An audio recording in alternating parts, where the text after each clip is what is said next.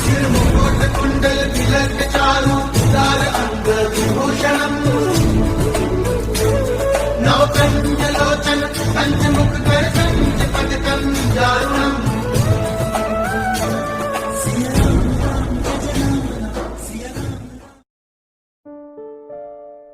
महाराज जी के आज के विशेषांक में रक्षा सूत्र परिवार के सभी सदस्यों का हार्दिक स्वागत है।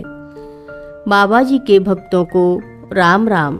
राजपूत रेजिमेंट सेंटर फतेहगढ़ के कर्नल जेसी मैकन्ना स्वभाव से कड़क अनुशासक थे।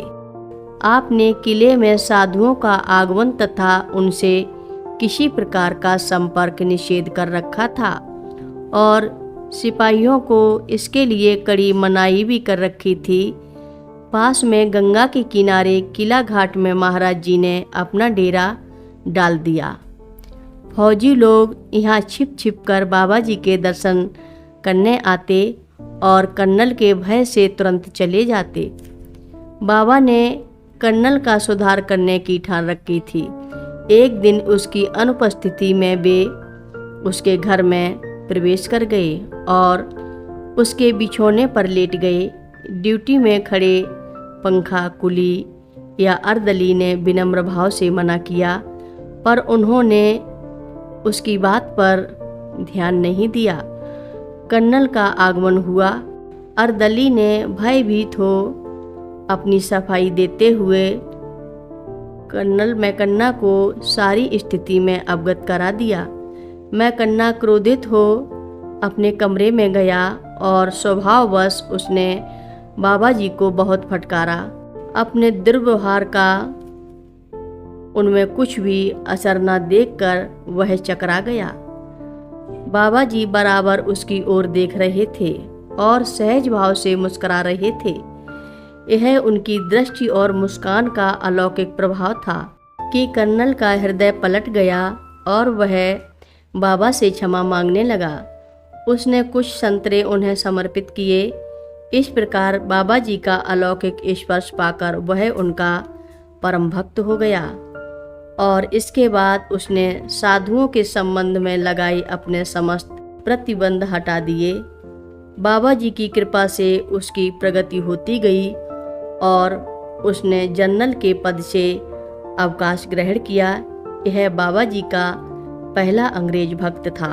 एक बार फिर सिंह साहब का एक लड़का देहरादून से तेज रफ्तार में कार चलाता हुआ मेरठ को आ रहा था। रात्रि का समय था और सड़क खाली थी। एक आदमी उसी सड़क में तेजी से मोटरसाइकिल चलाता हुआ विपरीत दिशा से आ रहा था। रुड़की और मुजफ्फरनगर के बीच एक मोड़ पर एकाएक दोनों का आमना सामना हुआ।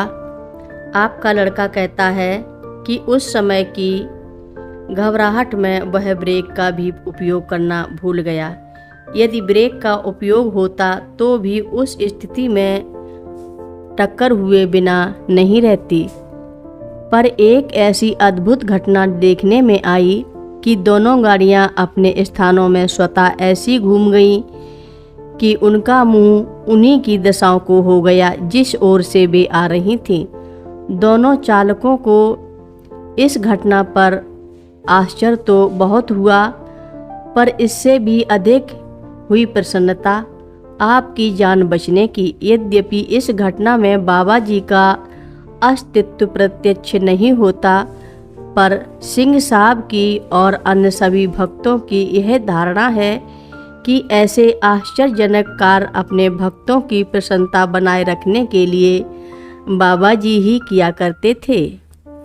हर रोज महाराज जी की कथाएं सुनने के लिए रक्षा सूत्र चैनल को सब्सक्राइब करें, शेयर करें और लाइक करें। घंटी बजाना ना भूलें।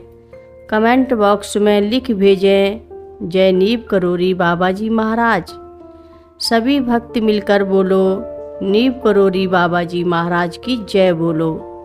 सिद्धि माता की जय जय बोलो।